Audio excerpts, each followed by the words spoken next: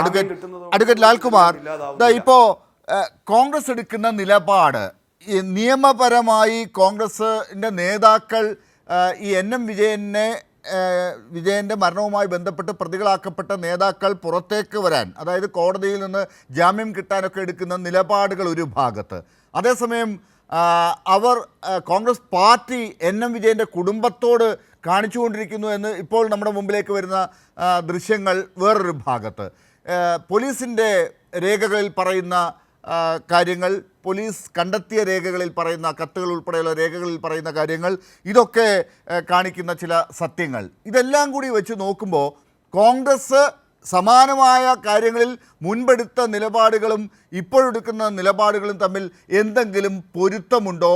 അവർക്ക് ഈ കാര്യത്തിൽ ഏതെങ്കിലും തരത്തിൽ രാഷ്ട്രീയമായി ജനങ്ങളോട് പറഞ്ഞു നിൽക്കാനുള്ള എന്തെങ്കിലും കാര്യമുണ്ടോ?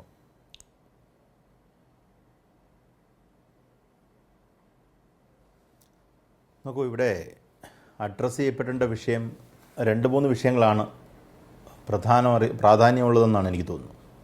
ഒന്ന്, ആൻറ്റിസിപ്പേറ്ററി ബെയിലുമായി ബന്ധപ്പെട്ടതാണ്. ആൻറ്റിസിപ്പേറ്ററി ബെയിൽ ഒരാളുടെ ലീഗൽ റൈറ്റാണ്. അദ്ദേഹത്തിന് മൂവ് ചെയ്യുന്നതിൽ ഒരു തെറ്റുമില്ല, അത് കിട്ടുന്നതിലും തെറ്റില്ല. ഞാൻ നേരത്തെ ഒരു ചർച്ചയ്ക്കകത്ത് പറഞ്ഞതുപോലെ ആൻറ്റിസിപ്പേറ്ററി ബെയിൽ കോടതിയുടെ പരിഗണനയിലിരിക്കുമ്പോൾ സാധാരണഗതിയിൽ പോലീസ് അറസ്റ്റ് ചെയ്യാറില്ല. കാര്യം പിന്നീട് വരുമ്പം കോടതി അറസ്റ്റ് ചെയ്തിട്ടുണ്ട് എങ്കിൽ ആ പെറ്റീഷൻ ഇൻഫ്രക്ച്വസ് ആവും. ആൻറ്റിസിപ്പേറ്ററി ബെയിൽ കൊടുക്കണോ വേണ്ട എന്നുള്ളത് അറസ്റ്റ് ചെയ്ത് കഴിഞ്ഞാൽ പിന്നെ ആ പെറ്റീഷന് പ്രസക്തി ഇല്ലാതാവും. അപ്പോൾ ഓർഡേഴ്സിന് എടുത്തിരിക്കുന്ന ഒരു അല്ലെങ്കിൽ വിധി പറയാൻ വെച്ചിരിക്കുന്ന ഒരു പെറ്റീഷൻ, അതിൽ നമ്മൾ തിടുക്കം പിടിച്ച് അറസ്റ്റ് ചെയ്യാനും അതിൻ്റെ ആക്ഷൻസിലേക്കും പോകത്തില്ല. അതിപ്പം IC ബാലകൃഷ്ണൻ റോഡിലൂടെ ഇറങ്ങി നടന്നിരുന്നെങ്കിലും എനിക്ക് തോന്നുന്നില്ല കേരളത്തിലെ പോലീസ് അറസ്റ്റ് ചെയ്യുമെന്ന്. നമ്മൾ പലപ്പോഴും അത് കണ്ടിട്ടുണ്ട്. അത് മനസ്സിലാക്കേണ്ട ഒരു കാര്യമാണ്, നമ്മളത് കൺഫ്യൂസ് ചെയ്യേണ്ട കാര്യമല്ല. പിന്നെ ഇവിടെ വന്നിരിക്കുന്ന ഏറ്റവും പ്രാധാന്യമർഹിക്കുന്ന മറ്റൊരു കാര്യം നോക്കൂ, കോൺഗ്രസ് പാർട്ടിയെ സംബന്ധിച്ചിടത്തോളം they are into a vicious circle. എന്താണ് വിഷ്യസ് സർക്കിൾ? ലിറ്റിഗേഷനുമായി ബന്ധപ്പെട്ട് അല്ലെങ്കിൽ ലീഗൽ പ്രൊസീജിയർ നടക്കുന്നുണ്ടല്ലോ, ആ ലീഗൽ പ്രൊസീജിയറിൽ ഒരു കാരണവശാലും NM വിജയൻ എന്ന് പറയുന്ന മനുഷ്യനെ സപ്പോർട്ട് ചെയ്തൊരു പൊസിഷൻ കോൺഗ്രസ് പാർട്ടിക്ക്, എസ്പെഷ്യലി IC ബാലകൃഷ്ണനും അതിൽ പ്രതികളായിട്ടുള്ള ആൾക്കാർക്ക് എടുക്കാൻ പറ്റില്ല. കാര്യം ഏതെങ്കിലും തരത്തിൽ NM വിജയൻ എന്ന് പറയുന്ന കോൺഗ്രസിൻ്റെ സമുന്നതനായ ഒരു നേതാവ് വളരെ നല്ല വ്യക്തിത്വമായിരുന്നെന്നും അദ്ദേഹം നല്ല രീതിയിൽ രാഷ്ട്രീയ പ്രവർത്തനം നടത്തിയിട്ടുള്ള ആളാണെന്നും അഴിമതിരഹിതമായ ഒരു ജീവിതമാണെന്നും പറഞ്ഞു കഴിഞ്ഞാൽ അപ്പോഴേ ഇവരുടെ കേസ് പോയി. അപ്പോൾ ഇവർ കേസ് വാദിക്കുമ്പോൾ എന്താ, ഈ ആൾ പൈസ വാങ്ങിച്ചിട്ടുണ്ട്, ആ കാര്യത്തിൽ സംശയമില്ല, കൊടുത്ത ആളുണ്ട്, വാങ്ങിച്ച ആളുമുണ്ട്. ഇത് IC ബാലകൃഷ്ണനിലേക്ക് വന്നിട്ടുണ്ടോ എന്നുള്ളതാണല്ലോ ഇവിടുത്തെ പ്രശ്നം. അപ്പോൾ IC ബാലകൃഷ്ണനെ സംബന്ധിച്ചിടത്തോളം ആ ലിറ്റിഗേഷൻ പ്രോസസ്സിനകത്ത് പറ്റുന്ന ഏറ്റവും ബെസ്റ്റ് ഡിഫൻസ് NM വിജയൻ കള്ളനാന്ന് പറയുക എന്നുള്ളതാണ്. അത് അദ്ദേഹം ഇന്നല്ല വരാൻ പോകുന്ന ദിവസവും പറയും. കാര്യം അതാണ് ഒരു അഡ്വക്കസിയുടെ ഭാഗവും കൂടിയാണ്, അല്ലെങ്കിൽ ആ ലീഗൽ പ്രൊസീജിയറിൻ്റെ ഒരു ഭാഗമാണ്. ഈ കുഴപ്പം അത് നമ്മുടെ പൊളിറ്റിക്കൽ സമവാക്യവുമായി ചേരില്ല. ഇപ്പോൾ കഴിഞ്ഞ ദിവസങ്ങളിലൊക്കെ കേരളത്തിലെ ചാനൽ ചർച്ചകളിൽ കൈരളിയാണ് ഏറ്റവും കൂടുതൽ ഈ വിഷയവുമായിട്ട് ബന്ധപ്പെട്ട് ചർച്ച ചെയ്തത്, മറ്റാരും അത്രത്തോളം എടുത്തിട്ടില്ല. അവിടെയൊക്കെ വന്ന് പറഞ്ഞിരുന്നത് വിജയേട്ടൻ നമ്മുടെ സ്വന്തമാണ് എന്ന് പറയുന്ന ഒരു അഭിപ്രായമാണ് കോൺഗ്രസിൻ്റെ പല ആൾക്കാരും മുന്നോട്ട് വെച്ചിട്ടുള്ളത്. ആ കോൺഗ്രസിൻ്റെ ഏറ്റവും സ്നേഹമുള്ള ആൾ ഞങ്ങൾ നിൽക്കും തിരുവഞ്ചൂരി എന്ന്, ഞാൻ കുടുംബത്തോടൊപ്പമാണ് എന്ന് പറയുമ്പം യഥാർത്ഥത്തിൽ കുടുംബത്തോടൊപ്പം നിൽക്കാൻ പറ്റാത്ത ഒരു സാഹചര്യം വരും. കാര്യം 2 പേര് ഒരിടത്ത് നിൽക്കുന്ന ആൾക്കാരാണെന്നുള്ളതാണ്. അതാണ് ഇവിടുത്തെ അടിസ്ഥാനപരമായ പ്രശ്നം. പിന്നെ ഈ ആൻറ്റിസിപ്പേറ്ററി ബെയിലുമായി ബന്ധപ്പെട്ട് ഞാൻ നേരത്തെ ആ ലീഗൽ പ്രൊസീജിയറുമായി ബന്ധപ്പെട്ട് തന്നെ ഒരു കാര്യം കൂടെ പറയാം. ഒരാൾ ആൻറ്റിസിപ്പേറ്ററി ബെയിലിൽ മൂവ് ചെയ്ത് കഴിയുമ്പോൾ മാറി നടക്കുന്നു, അത് വളരെ സ്വാഭാവികമായി നമ്മുടെ നാട്ടിൽ നടക്കുന്നതാണ്. വേണോ വേണ്ടായോ എന്നുള്ളത് ഒരു വലിയ ചോദ്യമാണ്, അതവിടെ നിൽക്കട്ടെ. പക്ഷേ ഇപ്പം CPMൻ്റെ ഒരാളാണ് അങ്ങനെ ചെയ്യുന്നതെങ്കിൽ ഇയാൾക്ക് പേടിച്ചോടിയിരിക്കുകയാണ്, ഇങ്ങനെയുള്ള പരാമർശങ്ങൾ പലപ്പോഴും വരാറുണ്ട്. നമ്മൾ അതിൻ്റെ റൈറ്റ് സെൻസിൽ അതിനെ കാണാറില്ല. കാര്യം പേടിയാണ്. ഇപ്പോൾ PP ദിവ്യക്കെതിരെ എന്തെല്ലാം കാര്യങ്ങൾ പറഞ്ഞു. അവർ ഈ പറയുന്നത് പോലെ തന്നെ IC ബാലകൃഷ്ണൻ ചെയ്തതുപോലെ തന്നെ ഇദ്ദേഹത്തെയും കണ്ടിട്ടില്ല. IC ബാലകൃഷ്ണൻ എവിടെ എന്നുള്ള ചോദിച്ചതിനെ വിട്ട് കേരളത്തിൽ ചർച്ചകൾ നടന്നിട്ടില്ല.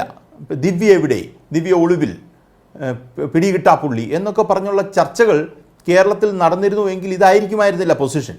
അപ്പോൾ നമ്മൾ മനസ്സിലാക്കേണ്ട കാര്യം, ഇരട്ട നീതി എന്ന് പറയുന്നൊരു കാര്യം ഈ പ്രശ്നവുമായി ബന്ധപ്പെട്ട് കേരളത്തിലെ മാധ്യമപ്രവർത്തകരുടെ ഭാഗത്തു നിന്ന് തന്നെ വരുന്നുണ്ടെന്നുള്ളതാണ്.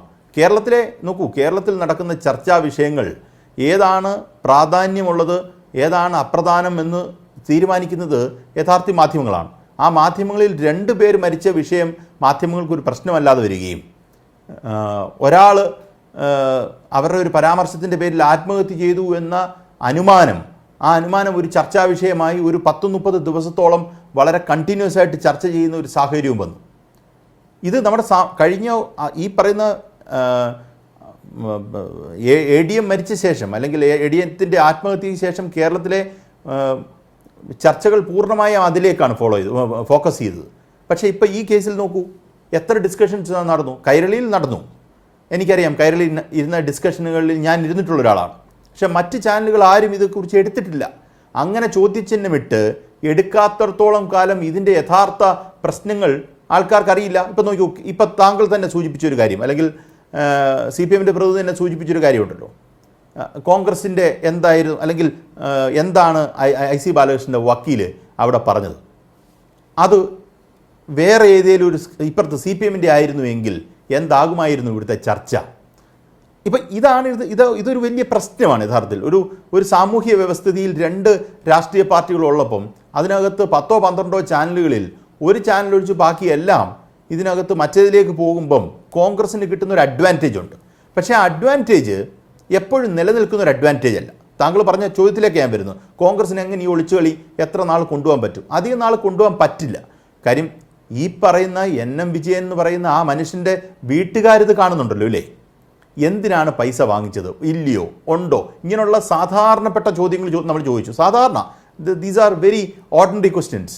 ആ ക്വസ്റ്റ്യൻസിനകത്ത് നമ്മൾ ചോദിക്കുന്ന ഒറ്റ ചോദ്യമുള്ളായിരുന്നു, വൈ ഹി കമ്മിറ്റഡ് സൂയിസൈഡ്? ഈ മനുഷ്യൻ എന്തിന് ആത്മഹത്യ ചെയ്തു? അതിനൊന്നും കോൺഗ്രസിൻ്റെ പ്രതിനിധിക്ക് മറുപടി പറയാൻ പറ്റിയിട്ടില്ല. അപ്പോൾ ഈ പറയുന്ന ഇനിയിപ്പം അത് എന്തുകൊണ്ട് ആത്മഹത്യ ചെയ്തു എന്നുള്ള ചോദ്യത്തിന് ഉത്തരം ഈ പറയുന്ന നിയമ പോരാട്ടത്തിനകത്ത് അദ്ദേഹത്തിന് കുഴപ്പമുണ്ടായിരുന്നു, അദ്ദേഹം അഴിമതിക്കാരനാണെന്നൊക്കെ പറയുക എന്നുള്ളതല്ലാതെ വേറെ മാർഗ്ഗം കോൺഗ്രസിനെ സംബന്ധിച്ചിടത്തോളം വേറെ മാർഗ്ഗങ്ങളില്ല. ഒറ്റ കാര്യം കൂടെ പറഞ്ഞ് ഞാൻ അവസാനിപ്പിക്കാം. നമ്മുടെ തന്നെ ആദ്യത്തെ ചർച്ചയിൽ ഞാൻ സൂചിപ്പിച്ചൊരു കാര്യമുണ്ട്.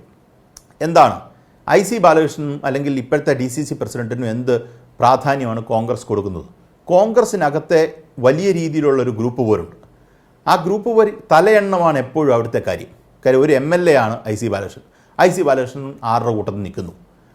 ഇപ്പം NM വിജയൻ എന്ന് പറയുന്ന ഒരാളുടെ കൂട്ടത്തിൽ അദ്ദേഹം നിലക്കൊണ്ട ഒരു വിഷയത്തിന് വേണ്ടി ഇപ്പം VD സതീശനോ രമേശ് ചെന്നിത്തലയോ നിന്നിട്ട് കാര്യമില്ല. കാര്യം അദ്ദേഹം കടന്നുപോയി കഴിഞ്ഞു.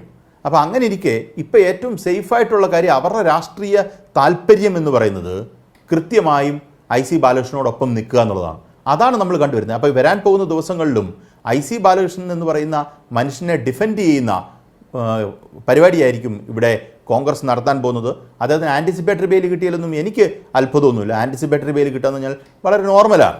ഇപ്പോൾ PP ദിവ്യയുടെ വിഷയത്തിൽ ആൻറ്റിസിപ്പേറ്ററി ബെയിൽ അവർക്ക് എന്ത് കിട്ടിയില്ല എന്ന് ഞാൻ അത്ഭുതത്തോടു കൂടിയാണ് ഞാൻ വിചാരിച്ചത്.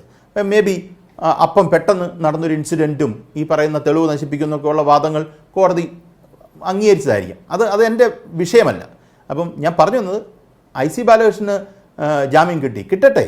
അദ്ദേഹം ഒളിച്ചു നടക്കേണ്ട കാര്യം പോലും ഇല്ലായിരുന്നു എന്നുള്ളൊരു അഭിപ്രായം എനിക്കുള്ളത്. പക്ഷേ ഒളിച്ച് നടന്നിട്ട് അദ്ദേഹം അമ്പലത്തിൽ പോയതാ പള്ളിയിൽ പോയതാ എന്ന് പറയുമ്പം അത് എസ്ക്യൂസ് ചെയ്യാനുള്ള ഒരു അവസ്ഥയിലല്ല നമ്മളിരിക്കുന്നത്. അദ്ദേഹം കൃത്യമായി മാറി നിന്നതാണ്. ആൻറ്റിസിപ്പേറ്ററി ബെയിൽ കിട്ടുന്നുവോ ഇല്ലയോ എന്നറിയാൻ വേണ്ടി അദ്ദേഹം ഒളിച്ചു നടന്നതാണ്. അത് ഒളിച്ചു നടക്കുന്നത് വളരെ യൂഷ്വലായിട്ടുള്ളൊരു കാര്യമാണ്. ശ്രീകുമാരേട്ടൻ പറഞ്ഞു, അതങ്ങനെ അങ്ങ് പറഞ്ഞാൽ മതി. അതല്ലാതെ ഞാൻ ഇവിടെ തന്നെ ഉണ്ടായിരുന്നു എന്നൊക്കെയുള്ള സ്റ്റേറ്റ്മെൻറ്റ് പറയുന്നതിനോട് കഴിഞ്ഞ ദിവസമൊക്കെ ആൾക്കാർ ഇവിടെ പറഞ്ഞതാണ്, ഈ പറയുന്ന വയനാട്ടിൽ കൂടെ അദ്ദേഹം നടക്കുന്നു, ആർക്കും പിടിച്ചുകൂടെ എന്നൊക്കെ പറഞ്ഞാണ്. അതൊന്നും പറയേണ്ട കാര്യമില്ല. അദ്ദേഹം മാറി നിന്നതായിരിക്കാം. അത് ശരിയോ തെറ്റോ എന്നുള്ളത് നമുക്ക് പിന്നീട് വിലയിരുത്തേണ്ട ഒരു വിഷയമാണ്.